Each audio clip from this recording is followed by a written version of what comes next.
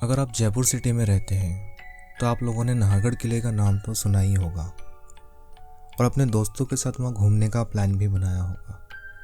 ये कहानी भी 6 दोस्तों की है जो नाहरगढ़ जाने का प्लान करते हैं, पर वह सभी आधी रात को नाहरगढ़ जाने का प्लान करते हैं। नाहरगढ़ किले का इतिहास उसके रहस्यमय किस्सों के बारे में भी बताता है, जिसमें भूतिया घटनाओं का भी जिक्र है। नाहरगढ़ किला जो कि अरावली पहाड़ियों पर है, महाराजा सवाई जयसिंह ने बनवाया था 1734 में, लेकिन इसके भव्य दीवारों के पीछे एक कहानी छिपी है जो किसी के भी रूह को कपा देगी। ये कहानी शुरू होती है उन सभी दोस्तों के ऑफिस से जहां वो एक साथ काम किया करते थे। उन सब के नाम थे राघव, कबीर, अनन्या, नेहा, विक्रम और पूर्णिमा। सब एक साथ मिलकर राघव के घर में रात को मिलने का प्लान करते हैं। ऑफिस का सारा काम खत्म करने के बाद सभी लोग राघव के घर पर इकट्ठा होते हैं।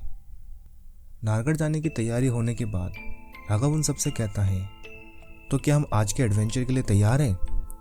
तभी कबीर हंसते हुए कहता है, एडवेंचर या हम फिर किसी मुसीबत को मोल लेने जा रहे हैं? अनन्या उनसे कहती है, मैं तो बहुत एक्साइटेड हूँ वहाँ जाने के लिए।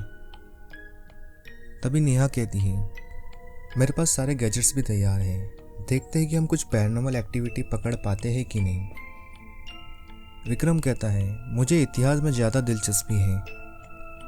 तभी पूर्णिमा कहती है नर्वस होकर, मुझे उम्मीद है कि हम उस कहानी का हिस्सा ना बन जाए।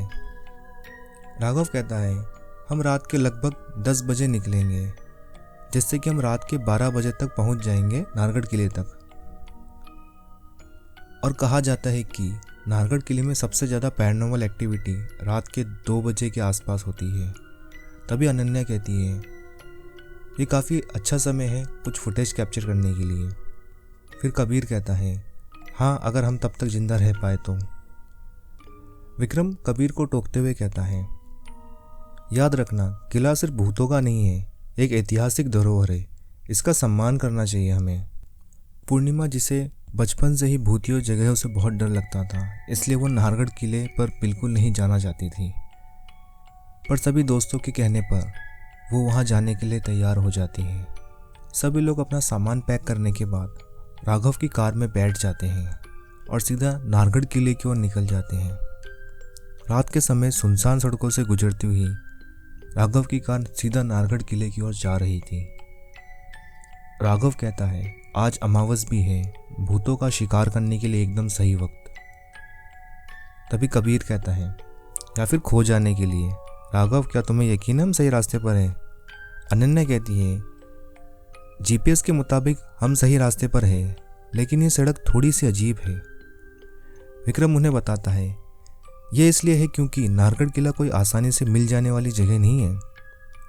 ये छिपा हुआ है, जैसे ये नहीं चाहता है कि इसे कोई ढूंढे। नेहा अपने मोबाइल को चेक करती है और कहती है, मेरे मोबाइल में कुछ अजीब सी चीज़ें हो रही हैं। पूर्णिमा नर्वस होकर कहती है, शायद हमें वापस मुड़ जाना चाहिए, मुझे कुछ ठीक नहीं लग रहा है। पूर्णिमा की बात को अनदेखा करते हुए राघव अपनी कार को ड्राइव करता रहता है और जैसा कि उन लोगों ने सोचा था, रात के लगभग 12 बजे उनकी कार नाहरगढ़ किले के गेट पर पहुंच जाती है। नाहरगढ़ किले का गेट अंधेरे में डूबा हुआ था और साथ ही कोहरे में भी। राघव कहता है, हम आखिरकार पहुंच गए नाहरगढ़ किले पर। पूर्णिमा कहती है धीरे से, यह रात में बहुत ही अजीब और डरावना लग रहा है। सभी लोग नाहरगढ़ किले के पुराने और बड़े गेट के सामने खड़े रहते हैं, वहाँ के आसपास की चीज़ों को देखने लगते हैं। राघव सभी से कहता है, सब लोग साथ में रहो और अलर्ट रहो। कबीर कहता है, अब पीछे हटने का कोई फ़ायदा नहीं है, बहुत देर हो चुकी है। सब लोग किले के हॉल में पहुंचते हैं। वहाँ अजीब सी शांति थी। वहाँ दीवारों पर काफ़ी सुंदर और पुरानी तस्वीरें बनी हुई थी। किले के अंदर जाते ही वहाँ ठंड थोड़ी सी बढ़ गई थी। नेहा उन सबसे कहती है, चलो नाहरगढ़ किले के ऊपर वाले हिस्से में चलते हैं और मेरे ड्रोन से कुछ शॉट्स लेते हैं और देखते हैं कि कुछ शायद पैरानॉर्मल हमें मिल पाएगा या नहीं। अनन्या कहती है, इस जगह पर एक अजीब सी खामोशी है, जैसे ये जगह एक समय पर रुक चुकी हो।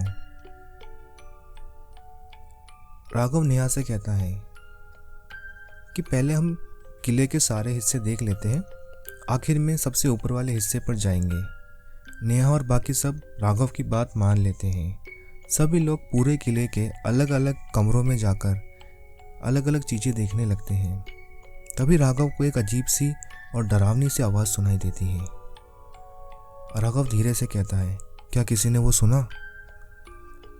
अनन्या कहती है, मेरे कैमरे में कुछ अजीब दिखा।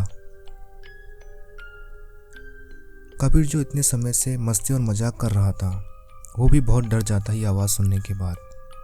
कबीर घबराते हुए कहता है, मुझे नहीं लगता हमारा यहाँ ज़्यादा देर रुकना ठीक होगा। नेहा के पास जो पैरानॉर्मल डिटेक्टर था, उसमें भी अजीब सी हरकत होने लगी थी। पूर्णिमा जो उन सभी के साथ खड़ी थी, उसे कमरे में कोई दिखाई देता है, जैसे कि वो उसे बुला रहा हो। पूर्णिमा उस कमरे की तरफ जाने लगती है। सब लोग आपस में बात कर रहे थे, किसी का ध्यान पूर्णिमा पर नहीं था। और वो जैसे जैसे उस कमरे की तरफ जा रही थी, आसपास की आवाज़ें आना बंद हो गई थी, जैसे कि उसे ना कुछ दिखाई दे रहा हो और ना ही उसे कुछ सुनाई दे रहा हो। जैसे ही वो उस कमरे के अंदर चली जाती है, कमरे का दरवाज़ा जोर से बंद होता है। दरवाजे की आवाज़ सुनते ही सब लोग वहां देखते हैं। नेहा कहती है, हम में से कोई एक कम है। राघव कहता है, पूर्णिमा कहाँ है? तब सबको पता चलता है कि पूर्णिमा किले में कहीं खो गई है। उन सब के बीच एक डर का माहौल बन जाता है। सब लोग बहुत डरे हुए थे। नेहा ने एक टेबल पर अपना कैमरा रखा हुआ था। सब लोग वहीं खड़े थे। राघव की नज़र उस कैमरे पर पड़ती है। राघव जल्दी से जाकर उस कैमरे को चेक करता है। कैमरे में साफ साफ दिख रहा था कि पूर्णिमा उस कमरे के अंदर जा रही थी धीरे धीरे। कबीर जो उन सब में से सबसे ज़्यादा ताकतवर था, वो उस कमरे के दरवाजे को धक्का लगा के खोलने की कोशिश करता है, पर वो कमरा नहीं खुल पाता है। राघव और कबीर साथ में मिलकर उस दरवाजे को खोलने की कोशिश करते हैं। दरवाज़ा खुलने के बाद अंदर का नज़ारा देखकर उन सब लोगों की रूह कांप उठी थी। पूर्णिमा कमरे के बीचों बीच हवा में लहरा रही थी, जैसे कि किसी अदृश्य शक्ति ने उसे पकड़ रखा हो। तभी वो वहाँ से नीचे गिर जाती है।